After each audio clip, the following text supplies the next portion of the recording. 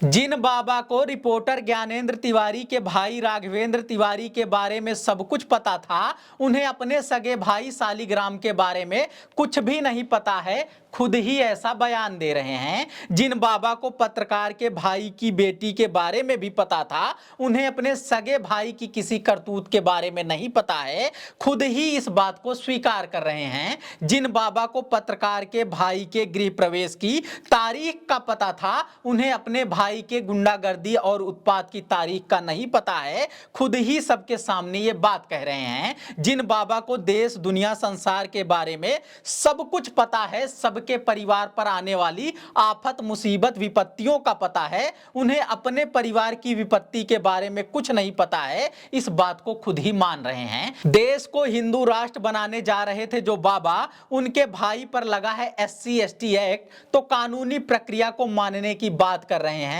संविधान सबसे ऊपर है, स्वीकार कर रहे हैं। बाबा बड़बोले हैं, सबको पता था। बाबा अंधविश्वास फैलाते हैं, ये भी पता था। बाबा सांप्रदायिक हैं, ये भी सबको पता था। महीन मर्दवादी और जातिवादी हैं, ये भी पता था। मगर बाबा इतने कच्चे खिलाड़ी हैं, नहीं पता था। एकदम अनाड़ी हैं, बिल्कुल नहीं पता था। धीरेंद्र शास्त्री उर्फ धीरेंद्र गर्ग के भाई सौरव गर्ग यानी शालिग्राम गुंडे और अपराधी हैं, इस बात का सबूत सबके सामने है। हाल ही में दलित युवती की शादी में की गई उनकी गुंडागर्दी का वीडियो सबके सामने है। मगर खुद धीरेंद्र शास्त्री न अंतर्यामी हैं, न चमत्कारी हैं, विशुद्ध ठग और व्यापारी हैं, इस बात का सबूत भी अब सबके सामने है। वो कुछ नहीं बता सकते किसी अपने परिजन के भी बारे में, ये भी सबूत सबके सामने है। हालांकि आस्था के मामले में तर्क और सबूत कहां देखा जाता है, कहकर पूरे मामले को जस्टिफाई किया जा सकता है, मगर मामला थोड़ा आगे बढ़ चुका है। इस बार अंधविश्वास और विज्ञान आमने सामने हैं, पाखंडी मान्यता और संविधान आमने सामने हैं। जाहिर सी बात है, जीत नहीं होगी जाहिलियत को बढ़ावा देने वाले इस जादूगरी की, क्योंकि साइंटिफिक सेकुलर सोशलिस्ट विधान इनके सामने है। बाबा का कथित दिव्य ज्ञान बनावटी और बौना दिखाई देगा, क्योंकि बाबा साहब के मानने वालों का तर्क और ज्ञान सबके सामने है। जादू, टोना, श्राप, आशीर्वाद भी नहीं बचा पाएगा भाई को, क्योंकि भारतीय दंड संहिता का मजबूत प्रावधान अब की सामने है।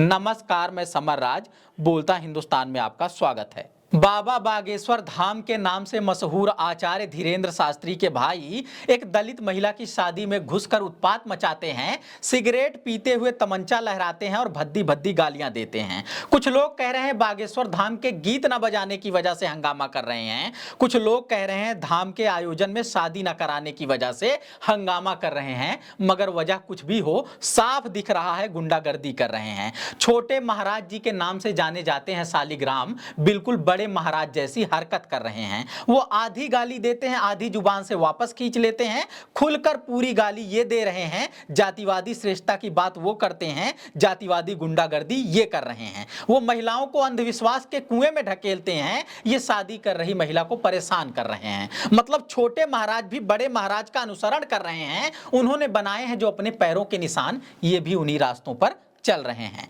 बड़े महाराज यानी धीरेंद्र शास्त्री पर अंधविश्वास उन्मूलन कानून के तहत केस दर्ज किया जाता है, उनकी गिरफ्तारी नहीं होती है। छोटे महाराज यानी शालिग्राम पर SC/ST एक्ट के तहत केस दर्ज हुआ है, घटना के 2 हफ्ते बाद भी गिरफ्तारी नहीं हुई है। मध्य प्रदेश के मुख्यमंत्री शिवराज सिंह चौहान बाबा के दरबार में हाजिरी लगा रहे हैं, यह सत्ताधारी भाजपा का हाल है। मध्य प्रदेश के पूर्व मुख्यमंत्री कमलनाथ बाबा के दरबार में हाजिरी लगा रहे हैं, यह विपक्षी दल कांग्रेस का हाल है। मतलब दोनों दलों के 2 सबसे बड़े चेहरे दंगाई बोल वाले बाबा के दरबार में जब नतमस्तक हो गए हैं, तब फिर समझ जाइए कि प्रदेश का क्यों इतना बुरा हाल है। क्योंकि साल के अंत में मध्य प्रदेश में चुनाव भी होने हैं, तो पक्ष और विपक्ष में बाबा का करीबी दिखने की होड़ मची हुई है। इसलिए इनसे उम्मीद खत्म हो गई है, मगर न्यायपालिका से थोड़ी बहुत उम्मीद बची हुई है। SC/ST एक्ट यानी अनुसूचित जाति जनजाति अधिनियम के तहत प्रावधान है कि आरोपी को गिरफ्तार किया जाएगा, ताकि पीड़ितों को